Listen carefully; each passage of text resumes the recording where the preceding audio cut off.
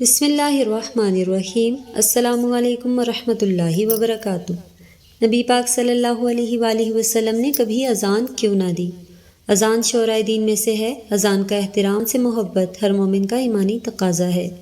اذان دینے کی فضیلت کے بارے میں حضرت معاویہ رضی اللہ تعالیٰ عنہ سے روایت ہے کہ رسول کریم صلی اللہ علیہ وآلہ وسلم نے فرمایا کہ قیامت کے دن جب مؤذن اٹھیں گے ان کی گردنیں سب سے بلند ہوں گی۔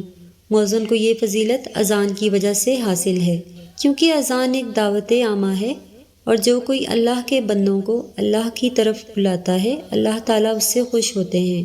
اذان کے اور بھی بہت سے فضائل ہیں جن کے بارے میں آپ کو بتائیں گے، اور یہ بھی بتائیں گے حضور اکرم صلی اللہ علیہ وآلہ وسلم نے اپنی زندگی میں اذان کیوں نہ دی، اس کے پیچھے کیا وجہ تھی۔ اسی لیے آج کی ویڈیو کو آخر تک ضرور دیکھیے گا۔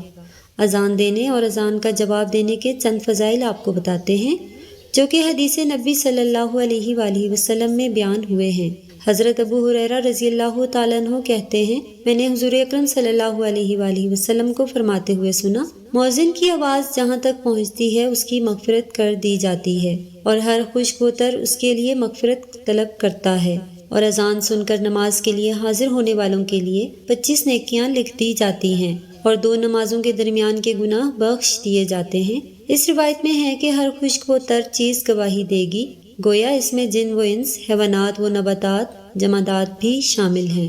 کتنی بڑی فضیلت کی بات ہے، ہر چیز مؤذن کے لیے مغفرت طلب کرے گی اور مؤذن کے لیے قیامت کے دن کی گواہ بن جائیں گی۔ اسی لیے چاہیے کہ ہر مسلمان زندگی میں اذان دینے کی کوشش کرے تاکہ اس فضیلت کا مستحق ٹھہرے۔ اگر لوگوں کو اذان دینے کا ثواب کا علم ہو جائے تو لوگ اذان دینے کے لیے ایک دوسرے سے جھگڑا کریں۔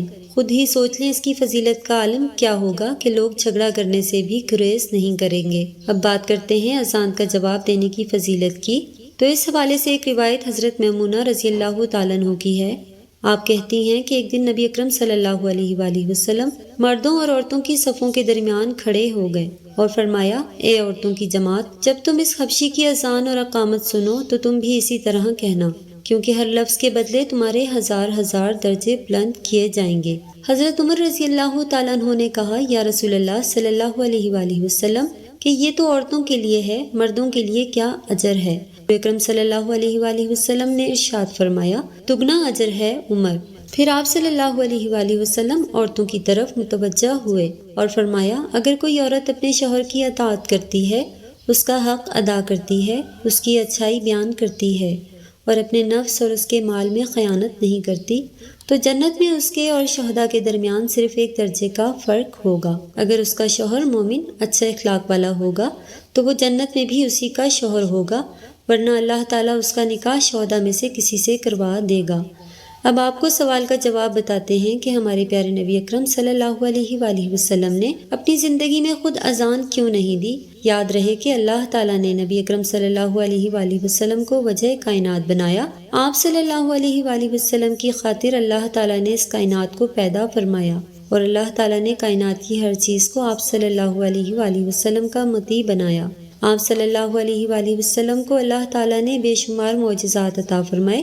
آپ صلی اللہ علیہ وآلہ وسلم کے حکم سے جھاڑ کر سجدہ کرتی تھی، سبحان اللہ۔ آپ صلی اللہ علیہ وآلہ وسلم کو اللہ تعالیٰ نے یہ معجزہ عطا فرمایا کہ آپ صلی اللہ علیہ وآلہ وسلم نے اپنی انگلی کے اشارے سے چاند کے 2 ٹکڑے کر دیے، غرض ہے کہ آپ کے اشارے پر ہر بے جان اور جاندار، ہر طرح کی مخلوق آپ کا حکم بجا لانے کو تیار ہوتی تھی۔ آپ صلی اللہ علیہ وآلہ وسلم کی اسی شان کے تحت کہا جاتا ہے کہ آپ صلی اللہ علیہ وآلہ وسلم نے اپنی زندگی میں اذان اس لیے نہیں دی کہ اگر آپ صلی اللہ علیہ وآلہ وسلم اپنی زندگی میں اذان دے دیتے تو اللہ کے حکم سے تمام عجب و شجر اور کائنات کی باقی تمام مخلوقات بھی آپ صلی اللہ علیہ وآلہ وسلم کی اذان پر لبیک کہتی اور آپ صلی اللہ علیہ وآلہ وسلم کی خدمت میں حاضر ہو جاتے۔ اسی لیے زندگی میں خود اذان نہیں دی، بلکہ آپ صلی اللہ علیہ وآلہ وسلم نے حضرت بلال رضی اللہ تعالیٰ عنہ کو اذان دینے کی ڈیوٹی سونپی۔ ناظرین، ویڈیو اچھی لگے تو صدقہ جاریہ سمجھ کر اپنے پیاروں کو اور دوستوں کو شیئر کریں، جزاک اللہ۔ اور اگر آپ ہمارے چینل پر نئے ہیں تو سبسکرائب ضرور کریں۔